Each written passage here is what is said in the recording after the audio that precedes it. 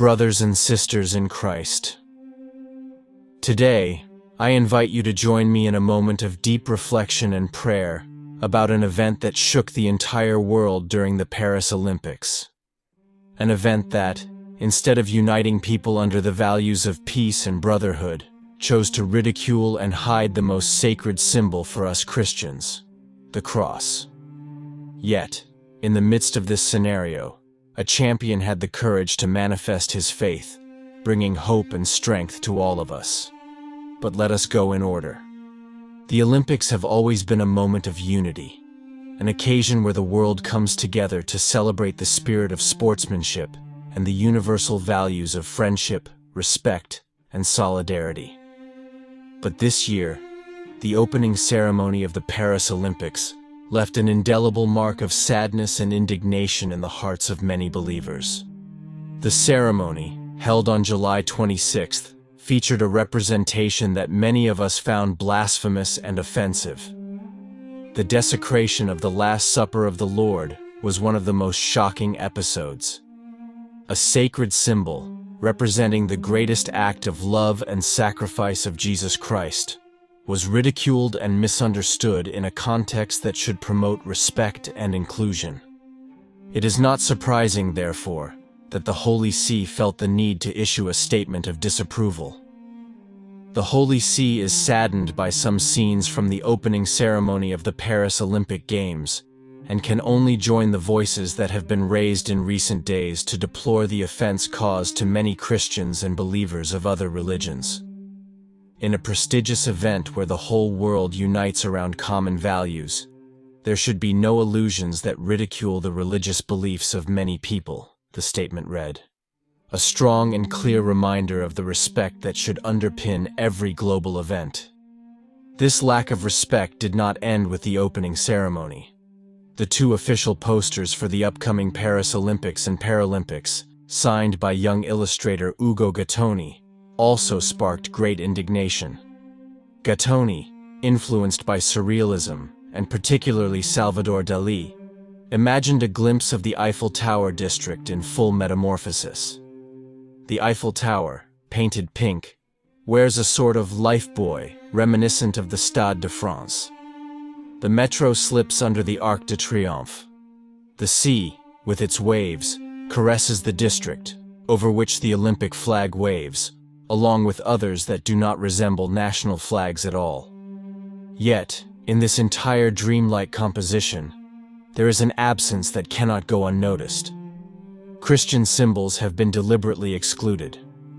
The cross atop the dome of the Hôtel des Invalides has been replaced by a spear. The Cathedral of Notre Dame, an indisputable symbol of Parisian and global Christianity, has been completely omitted. This has caused great dismay, not only among believers, but also among many citizens who see these symbols as an inalienable cultural and historical heritage. And precisely in this context of irreverence and denial of faith, emerges the figure of Novak Djokovic, the Serbian tennis player of Orthodox Christian faith. In a moment when Christian symbols were ridiculed and hidden, Djokovic chose to openly manifest his faith.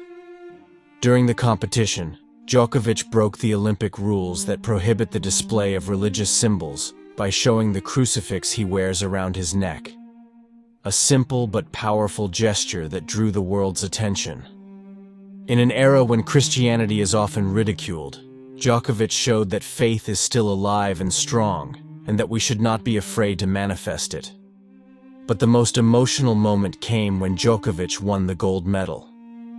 After completing a phenomenal sports journey, he knelt and made the sign of the cross, following the Orthodox tradition that starts from the right shoulder. An act of gratitude to God, a sign of faith that resonated powerfully in a world that tries to hide and ridicule religion. But why did Djokovic's gesture cause such a stir? Why does Christianity scare the contemporary world so much? What is it about Christ's message that needs to be hidden and ridiculed? Christ's message is revolutionary, and that is what scares people.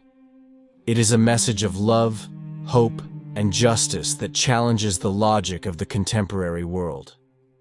In an era of inequity, corruption, and injustice, Christ's words resonate as a call to true freedom and true brotherhood. It is a message that questions unjust powers, denounces injustice, and calls all of us to build a more just and fraternal world. The world fears Christ's message because it has the power to transform our lives, to free us from the chains of injustice, and to build a society based on love and brotherhood. Those who ridicule Christianity seek to belittle the only message capable of truly changing the world. That is why we must remain steadfast in our faith, as Djokovic did, without shame, without fear, witnessing the gospel with our words and actions. Djokovic's gesture is a powerful reminder of the strength of faith. In a world that seeks to hide and ridicule Christianity, he showed that faith is still alive and strong, and that we should not be afraid to manifest it. He showed that true freedom is not found in denying faith, but in expressing it. Djokovic, with his gesture, brought hope to millions of believers around the world. He showed that, despite difficulties and adversities, Christian faith is still a powerful and transformative force. He showed that despite criticism and derision, the cross of Christ is still a symbol of hope, love, and redemption. Throughout history, Christianity has always faced challenges and persecutions. But every time, thanks to the faith and perseverance of believers, it has emerged stronger. Today, in a world that seeks to hide and ridicule Christianity, we must remember Jesus' words. Do not be afraid, I have overcome the world. Djokovic showed us that faith is not something to be ashamed of, but something to be proud of. His gesture is a call to all of us to be courageous witnesses of the gospel. We must not be afraid to show our faith, because it is through our testimony that we can bring light and hope to a world that needs it so much. Brothers and sisters, I invite you to reflect on all of this. I invite you to meditate on the power of Christ's message and to not be afraid to witness it every day of our lives. I invite you to be courageous in your faith, as Djokovic was, and to show the world that Christian faith is still alive and strong. I invite you to leave a comment below, share your thoughts, and subscribe to our channel to not miss new videos.